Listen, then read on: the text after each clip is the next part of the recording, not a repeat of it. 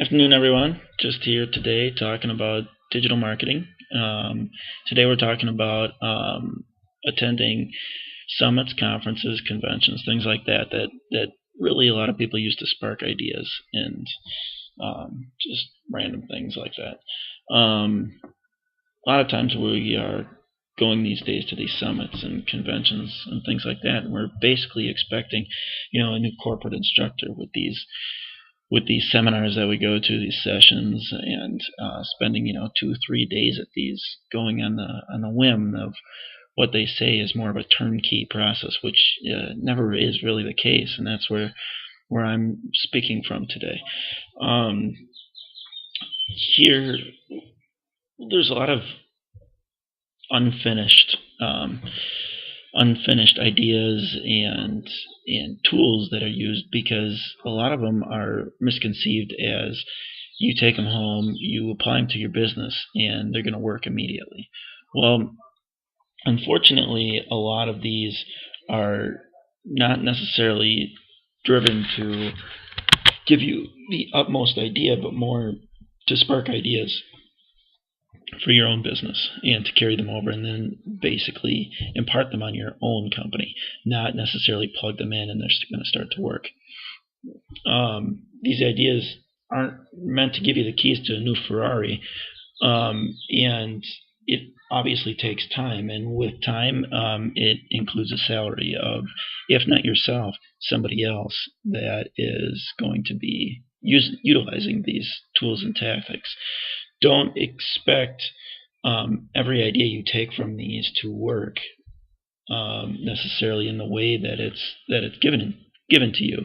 A lot of these ideas all put together will obviously lead yourself into second guessing your own overall business plan, and will obviously lead to abrupt changes.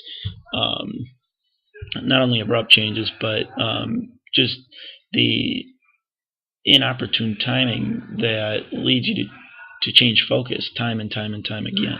One great idea, is left unfinished and could lead to 3 or 4 bad ideas before you actually end up getting to your destination. A lot of people will walk away from um, social media and marketing summits trying to have the capability to call themselves, an SEO genius or a digital marketing strategist or, a marketing professional. And I don't say that boasting myself. I say that in general because of past employers I've worked with, um, not necessarily coworkers, but I guess we've all ran into a few of them that have been like that. But my my piece of advice is that you have people that have attended these seminars and summits have only seen just a brief insight of what these speakers have accomplished or directions that they've succeeded in going. Ask them when you're at these conferences next time, these summits. Ask them what hasn't succeeded. Ask them what ideas they've gone and tried to run with, but really haven't accomplished anything. I guarantee you will learn, you know, 3 or 4 times more in those questions than taking what's been just successful, because then you can at least see what all in general they've talked about that has succeeded. You can see, what avenues they've taken that hasn't succeeded, so that you can compare that to what your plan already is. What are you doing right now that necessarily hasn't succeeded for them, and maybe compare and contrast. Maybe you can tweak it a little bit so what hasn't succeeded for them will succeed for you for that reason. Um, yes, I mean, you've going to these summits, you've heard a lot of successful ideas, and yet the dollar signs are looking pretty big at the moment.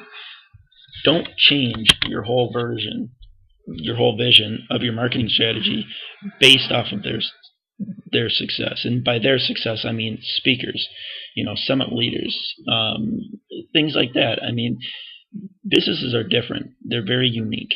There's always new avenues to go down, and maybe you're on one of those avenues and just don't realize it yet.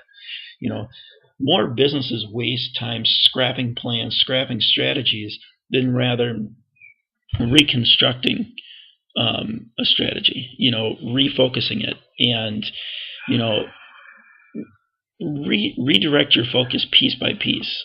If you don't like if you don't like your house, do you just completely tear it down and rebuild a new one?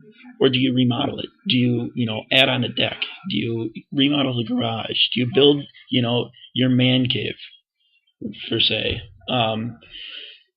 You focus piece by piece on a house in order to add value to it and to, build it more towards your liking.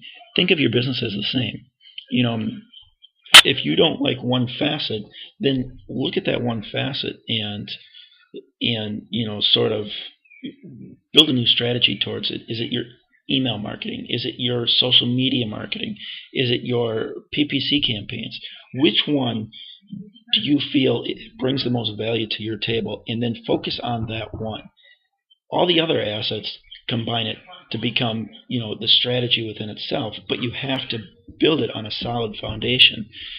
So my piece of advice is, look at all the different facets of your digital marketing campaign, your strategy, and figure out which one right now is the strongest. Now, do you want to tweak that to make it even stronger, or do you want to build a following cast of tools so that you can start to strengthen your strategy altogether?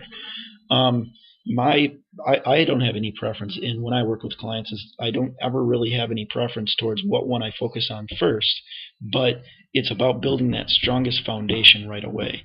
A lot of companies I often see, they have strong, long email lists that they can send their marketing to and information out, but they don't necessarily have a call to action, a strong call to action. They don't have, a direction that they want to go in. So I definitely, if you could take away one thing today, it would be, really look and see what the strongest tools you have to work with, and then start building a campaign around those tools so that your business can reach to the next step, and then the next step, and then the next step.